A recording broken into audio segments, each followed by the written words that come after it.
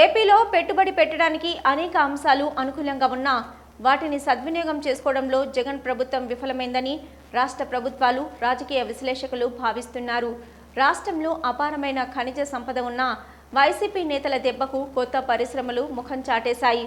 ఉన్నవి మూతపడ్డాయి. ప్రైవేటు పెట్టుబడిదారులు వస్తే వైసీపీ నేతలు పర్సెంటేజీ పేరు చెప్పి భయపెడుతున్నారని వారు ఆరోపించారు.